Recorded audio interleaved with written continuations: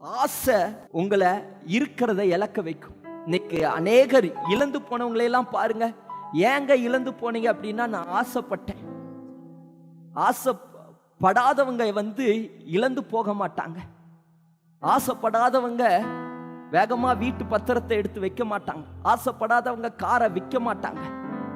ஆசை இருக்கிறவங்க தான் இது வேண்டாம், இன்னும் இதை விட பிரமாண்டமா.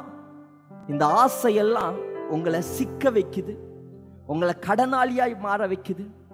வேதம் சொல்லுகிறது, சிம்சோன் பார்த்தீங்கன்னா தன்னுடைய கண்களுக்கு அழகா இருக்கிற தெளிலால் மேல ஆசைப்பட்டான். ஆசைப்பட்டதுனால அவனுக்கு இருந்த அந்த அபிஷேகம், அந்த கிருபை, டேலண்ட் எல்லாத்தையும் சிம்சோன் இழந்து போயிட்டான். ஆசை எல்லாத்தையும் இழக்க வைக்கும். இயேசு கிறிஸ்து 12 பேர்த்தையும் பார்த்து பார்த்து செலக்ட் பண்றாரு. அதுல யூதாஸ் காரியோத்து பண ஆசை பிடித்தவனா இருக்கிறான். பண ஆசை அவனுக்குள்ள வந்ததுனால இயேசு கிறிஸ்துவ அவன் காட்டி கொடுக்கிறவனாய் மாறினான். கூட இருந்த நம்பிக்கை துரோகியாய் மாறினான்.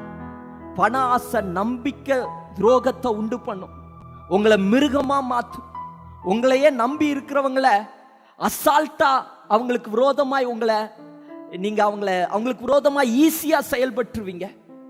உங்களையே நம்பி இருக்கிறவங்களை இவன் யாருன்னே தெரியாதுன்னு அசால்ட்டா நீங்க பேசிடுவீங்க, காயப்படுற மாதிரி பேசுவீங்க. காரணம் பண ஆசை. அது உறவுகளை பிரிக்குது. பண ஆசை உங்களை மிருகமா மாத்து. பண ஆசை நீங்களா இல்ல, வேற ஒரு மனுஷனா, பிசாசு பிடிச்ச மனுஷனா உங்களை மாத்துது. இன்னைக்கு பண ஆசைய நீங்க விட்டு விலகணும்.